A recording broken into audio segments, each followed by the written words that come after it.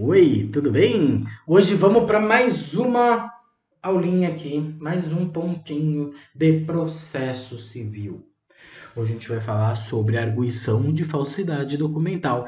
É um tema curto, tá? Hoje vai ser bem light, é uma aula curta, tranquila da gente memorizar, tá? Da gente gravar os principais pontos.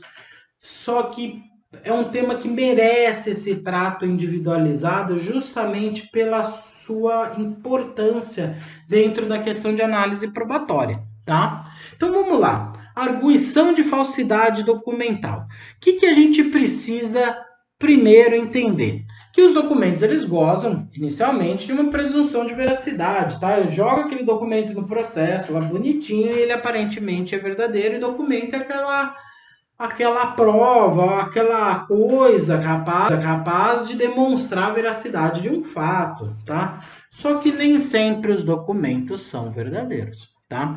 E se paira dúvida? E se eu não sei se aquele documento é verdadeiro? Ou então eu sei que aquele documento é falso. Alguém falsificou a minha assinatura naquele documento, tá? O que eu vou fazer? Fazer uma arguição de falsidade documental, tá? Essa arguição de falsidade documental, ela se refere à falsidade material, tá? Então, eu tô falando da falsidade material do documento. Tô falando de uma assinatura falsa, eu tô falando de um documento que foi adulterado, ele existia, foi adulterado, ele foi simplesmente inventado, beleza? Ótimo, maravilha. Eu não estou discutindo os termos lá, interpretação, não é isso. Não é para isso que serve, tá? Serve para discutir que aquele documento é falso, beleza? Eu também tenho a possibilidade de fazer um incidente que é muito semelhante à arguição de falsidade e fazer uma impugnação de autenticidade. Faz tudo no mesmo prazo, tá? O que é impugnação de autenticidade? Ela vai ocorrer toda vez que alguém juntar ao processo uma cópia de documento e falar que essa cópia é autêntica. Aí eu vou lá, juntei lá o documento, tá aqui o documento, excelência.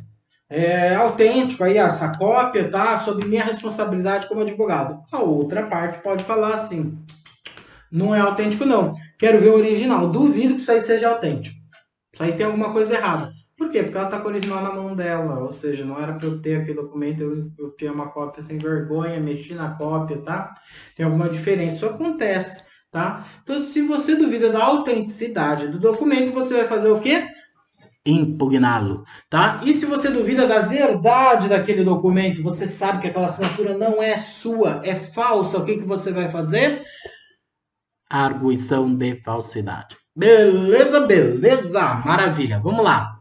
Qual é a base legal que a gente vai usar, tá? Então, base legal dessa parte de impugnação ou de arguição de falsidade. Artigo 430 a 433. Três artiguinhos. Super babinha, super fácil, tá? De você memorizar. Paralelo a isso, a gente vai emprestar dois artigos de outros pontos do código. O artigo 19, lá do comecinho do código, tá?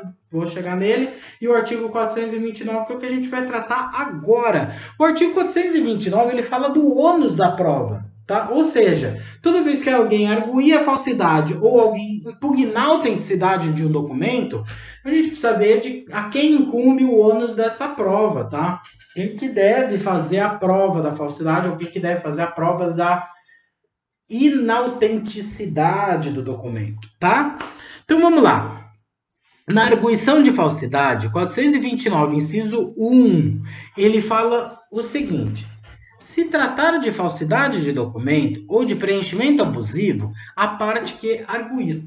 Ou seja, toda vez que alguém chegar e falar assim, este documento é falso, esta pessoa que falou tem que fazer a prova, tá?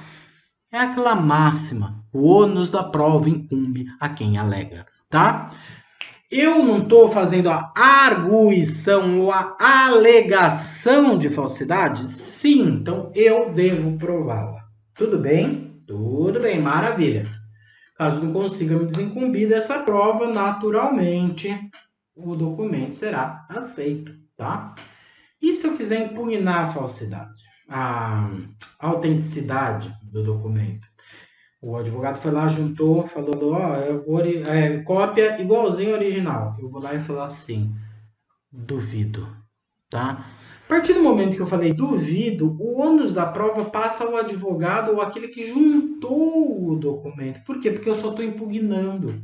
Eu só estou falando não, não aceito. Então, pega de volta, não. Tá? A partir do momento em que eu faço essa impugnação do documento, eu refuto o documento, eu afasto ele, o que acontece?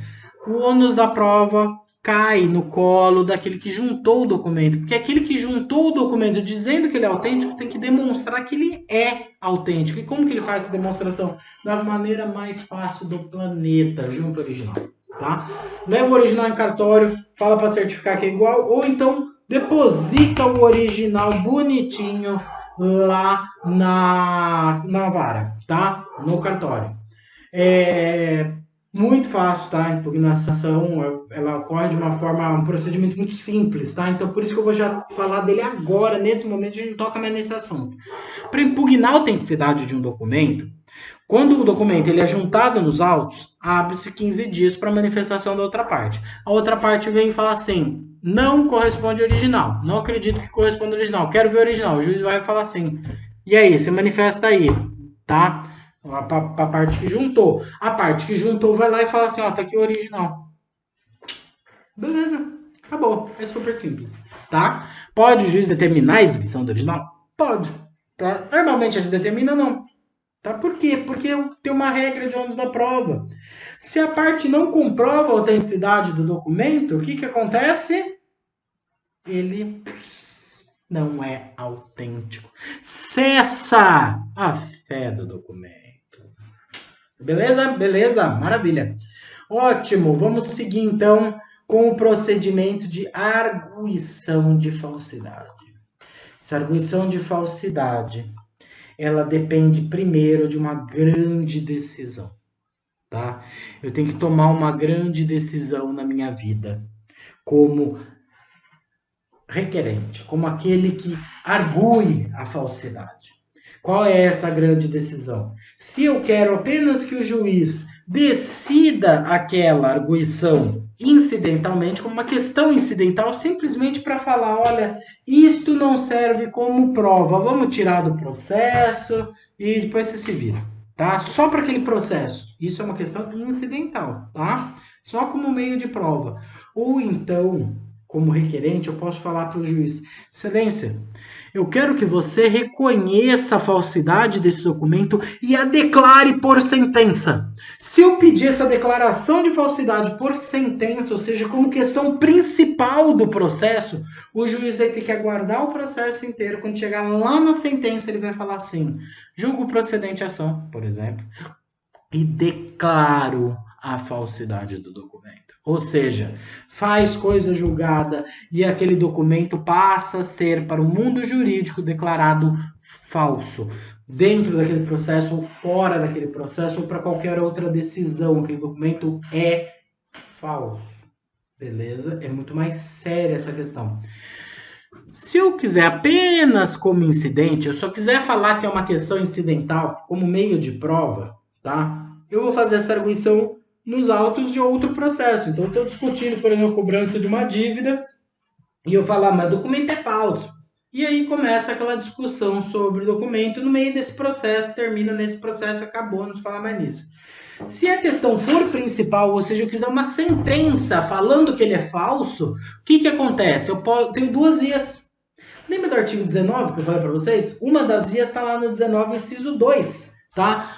No 19, inciso 2, eu posso entrar com uma ação autônoma e pedir para o juiz declarar por sentença que aquele documento é falso, ou seja, uma ação declaratória de falsidade documental, uma ação autônoma, totalmente independente, que vai seguir o rito comum, certo? Ou então, incidentalmente, naquele processo de cobrança que eu citei para vocês, eu posso falar para o juiz, excelência, eu quero que você declare por sentença, tá? Se eu fizer esse pedido, tá?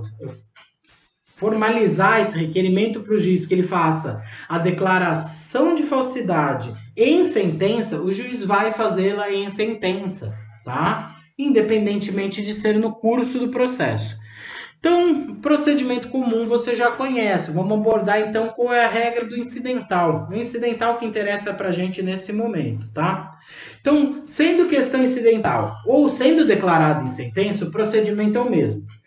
Vamos lá, juntei o documento. Juntou o documento, tem 15 dias para se manifestar. Toda vez que junta documento, o juiz abre 15 dias. Tem que abrir 15 dias para se manifestar.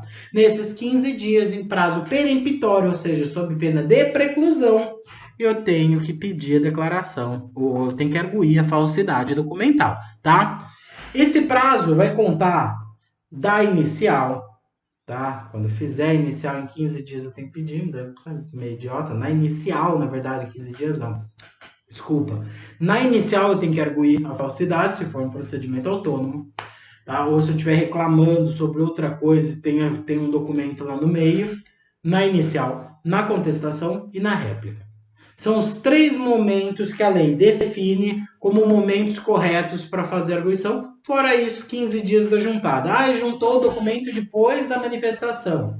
Ótimo, 15 dias para fazer a arguição. Fora isso, juntou o documento na contestação. Quando eu devo fazer a arguição de falsidade? Na manifestação, na réplica. Tá? Juntou o documento na inicial. Quando que eu devo fazer a arguição de falsidade? Na contestação. Beleza, beleza. Maravilha, muito fácil. Fiz a arguição. Pá! O juiz faz o quê? Contraditório. Joga para outra parte. 15 dias, filho. Se manifesta aí na alegação do cara falando que teu documento é falso. Beleza? 15 dias para arguir, 15 dias para se manifestar. O juiz determina perícia, tá? Entenda que essa determinação de perícia decorre da lei, tá? A lei fala, juiz determinará exame pericial, tá? Então, vai determinar a perícia sobre o documento justamente para analisar se o caso é assinatura verdadeira, se o documento foi adulterado, se não foi, tá? Isso precisa do original no caso, tá? Vai fazer a perícia, o perito vai constatar se é falso ou se não é falso. Gente, com relação à prova pericial, tá? Vai ser tratado numa aula própria. A prova pericial, ela é produzida, trocando em miúdos, tá? Bem resumido. Juiz, nomeia o perito. As partes podem indicar assistente técnico, que é um perito particular que elas contratam para auxiliar aquele perito para fazer um outro laudo para contestar, tá? O perito lança o laudo, os assistentes lançam o laudo deles, contesta-se o laudo, discute-se isso. Se o juiz quiser, ouve o perito. Se ele não quiser, não ouve o perito. Daí o juiz decide o que ele vai adotar. Se ele vai adotar aquele laudo do perito que ele nomeou, ou vai acolher um assistente técnico, ou vai simplesmente desconsiderar tudo e falar, tá tudo errado, vamos fazer outra perícia, ou então tá tudo errado, você viaja. Tudo bem, o juiz não fica distrito à perícia. Beleza, beleza, maravilha. Ótimo, o juiz foi lá, determinou a perícia. Então, vamos supor, o réu falou que o documento do autor é falso, o autor foi lá e falou, não é falso, não é verdadeiro, por causa disso, disso, daquilo. O juiz mandou a perícia, o autor foi lá e falou assim, quer saber? Vou tirar o documento, tá, excelência? Pode fazer isso? Pode. Se a questão for incidental, pode retirar o documento sem problema nenhum, para de produzir efeitos de prova, beleza? E se a questão for principal, ou seja, o réu queria que fosse declarado em sentença, aí não vai retirar o documento, não.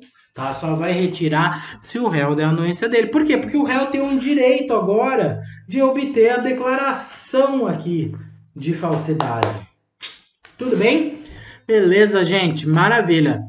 Bom, é bem simples, né? Eu acho que você conseguiu pegar direitinho todos os detalhes. Qualquer dúvida, manda uma mensagenzinha, fala comigo, entre em contato, tá? Manda um sinal de fumaça que a gente fica às ordens, tá? E até a próxima!